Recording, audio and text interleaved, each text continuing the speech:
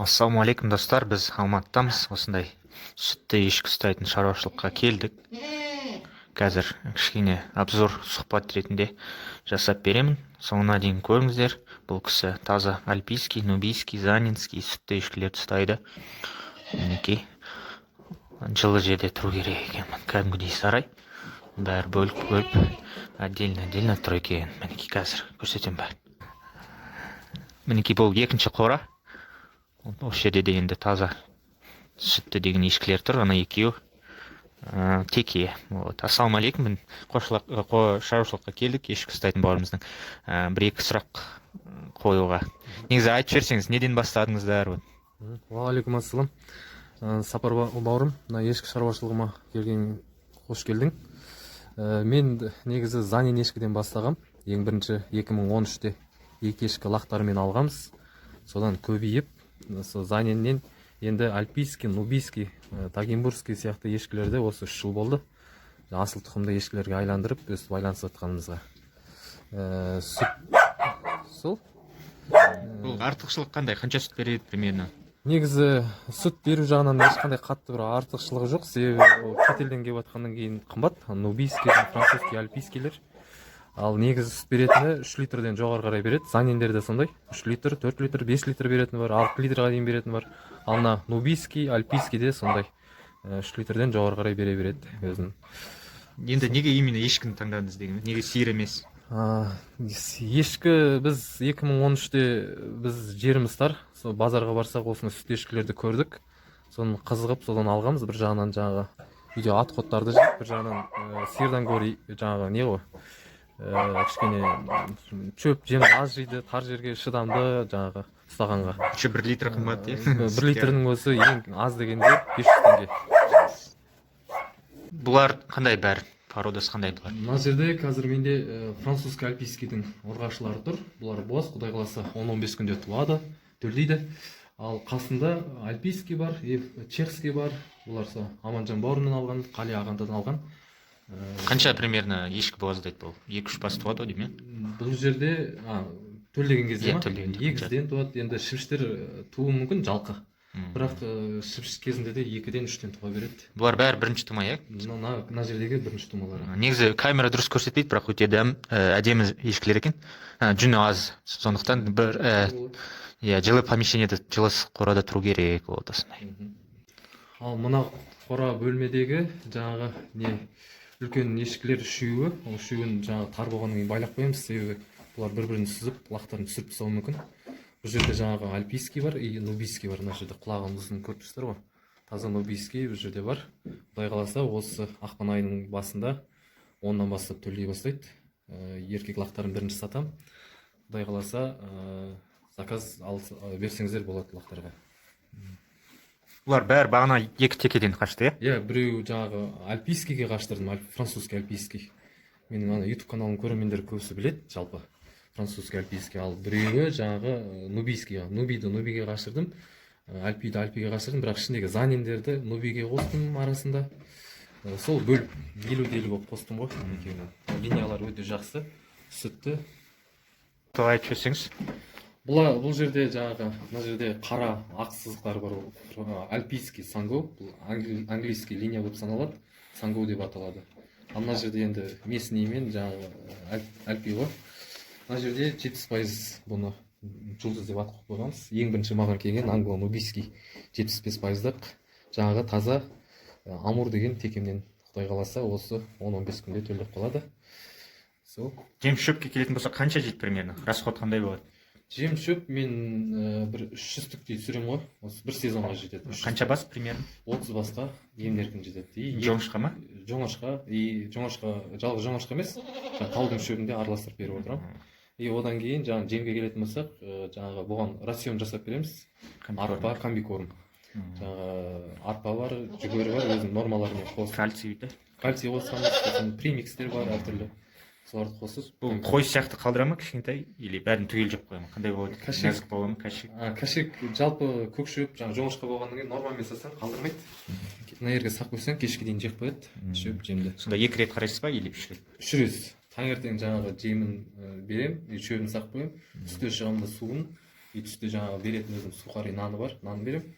Одан кейін кешкісін жаңағы жемін қайталап тура солай жемін шөбін сақтаймын, сонымен осылай тұрады. Міне көрдіңіз қандай бәрі тап-таза, бәрі әктеп қойыпты мына ағамыз бауырымыз.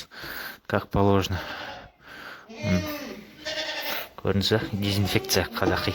Және де бұл қорада печка бар екен, печка кәдімгі төлдеген кезде осымен қолданады екен.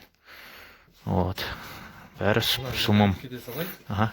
Мына жерде лақтарға орын, ар жақта көрсеңіздер. Мама. Құдай қаласа ақпан айында төлдеп жатса, осы жерге орын дайындап қойғанбыз. Бұл әтеге лақтарға. Мінекей. Осы жерде постелін ауыстырып отырамыз. Евро ремонт вообще.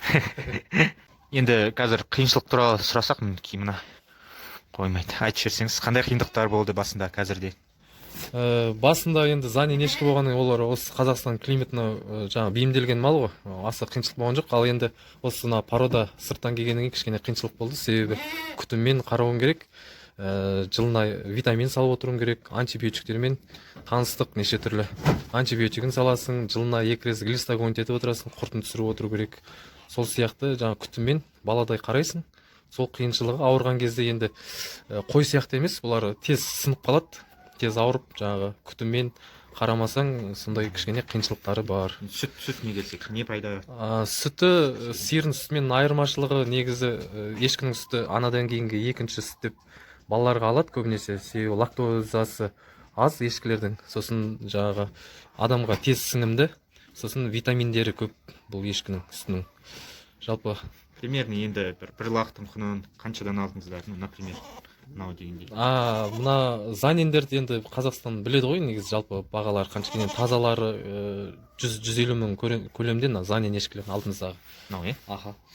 Ал енді ешкілердің өзі, ал мынандай құлақ ұзын англо-нубийский, французский альпийскийлерді лақ кезінде мен 300 мың қалдырдым, лақ кезінде. Ал ана французский альпийскийді 250 мың қалдырдым. Не, мүйізді келе ма өздер? Негізі мүйізді болады, көбісі мүйізді болады. Мен жаңағы каутермен күйдіріп тастаймын, обезрожить етіп, жаңағы мүйізін лақ кезінде күйдіріп тастағандарыңыз жақсы. Себебі үлкейген кезде бір-бірін тар жерде сүзсе, ол ешкі жалпы тоқал болса да сүзеді, бірақ жаңағы мүйізді болса жаңағы қарын жырт жібереді, желін жырт жібереді, сол сияқты қиыншылықтар болады. Сол үшін обезроживать етіп тастасаңыздар өте жақсы. Хобби ретінде шығар, или етке ма көбінесе? Иә, қойды үйдегіге, жаңағы етке деген сияқты 10 шақты қойымыз бар. Негізі жеріңіз қанша сотық? Өте тар екен. Жер тар, 6-7 сотық қой негізі. Сол жерден көрдіңіздер, 7-6 сотықта қанша мал ұстап отыр ағамыз. Бұл да жетістік деп ойлаймын. Вот. 10 бас қой бар, енді осыны төлдетіп алсақ, аман-есен әрқайсысы бір-бір қозыдан туғанның өзінде жылына емес, айына бір-бір қозыдан сойып отырсаңыздар. Одан да не керек та. Қазір еттердің бәрі химиямен семіртеді ғой. Неше түрлі дәрі-дәрмекпен алына қолдан өзіңіз байлап өзіңіз сойып жегенге не жетсін. Жазда жайым бар, Жазында, осы Алматы облысынан жер алғам, сол жерге жайып, сол жерге ұстаймын. Қазір қысында осы жерде қыстап жатырмын. Енді давайте аға қорытындып бір жастарға кеңес, осындай шаруашылыққа қызығатындарға бір кеңес өзіңіз. Шаруашылыққа қызығатындарға айтатын еңбек ең бірінші. Еңбек бәрін жеңеді ғой. Еңбек етсе болады. Негізі жалпы мал деген өте жаңағы еңбекті талап ететін шаруа, жатуға болмайды. Енді ешкі шаруашылығы тез көбейді ғой. Ешкі жалпы мынандай ешкінің өзін жаңағы асыл тұқымды текеден алып, оншақ тез көбейтем десеңіздер, кәдімгі қазақи 20-30 ешкіні алып, асыл тұқымды текені қосып, тезірек сүт ешкіге жетуге болады. Сол жастарға айтатын, бір ана жете алмай жүреді ғой, қолдары жете алмай, жаңа асыл тұқымды ешкіге. Қазақи ешкіден бастағандарыңыз жөн, жылына бір текеден қосып отырып. Опыт жинап, Опыт жинап. Бір жағынан опыт жинайсыздар. Себебі қымбат ешкіні сразу ала саласыздар 250 мыңға, оны өлтіріп алсаңыздар кішкене обал болады. Енді ағай былай есептейікші, қалтамызда 150 мың бар, занинский ешкі алдық, екінші, үшінші тума. Он қанша ай саулады негізі оны? Занин ешкі 10 ай саулады жалпы. 10 ай саулады. 3 литрден, жақсы болса? Жақсы болса 4 литр, 5 литрға дейін беретіндер жақсы. Бізде Қазақстан занин ешкілері бар. 10 ай саулады. Одан кейін қашқан уақытынан кейін 2-3 айдан кейін суалту керек, қашқан уақытынан кейін. Қосу керек, 3 ай демалу керек, туына 2 айға қалғанда ешкі демалып суалту керек. Не, лақтарын сразу ажыратып тастаймыз да, жоқ әлде? Негізі жалпы сүтпен жақсы өтіп жатса, лағын сразу бөліп алып, сатып жіберу керек, алып қалатын алып қап, жаңағы сүтін сата берсе болады, бір жағынан бөліп. Мен жалпы өзім практикамда шешелеріне емізем, еркектеріне сатып жіберіп. Енді менде сүт керемет қатты өтіп кетпейді, бірақ сұраныс та бар.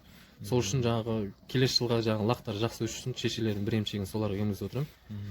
Солай. Сонда 10 ай бойы 2 литрден алуға смело алуға болады десеңізші. 10 ай бойы 2 литрге болады. Все, плюс лақтар бар. Так что достар, ерінбеңіздер, кішкентай ғана 6-7 сотықта қанша мал ұстап жатыр ағамыз. Бұл ағамызға береке тілейміз шаруашылығында. Сүт керек болатса және де 15 күннің ішінде лақтауы басталады деді. Қызықтырсаңыз ссылкасын қалдырамын осы ағамыздың YouTube каналы және телефон қалдырамын. Рахмет бауырым, Сапар бауырым, маған кеп шаруашылығын түсіріп атқаныңа көп-көп рахмет. Алла сізге береке беріп, әрқашан жолың ашық болып, осындай шаруашылықты түсіре бер. Негізі видеода кішкентай болып көрінеді екен. Шын өмірінде өте үлкен ешкілер мен де ұстап көрдім, менің ешкім туфта мыналардың қасында.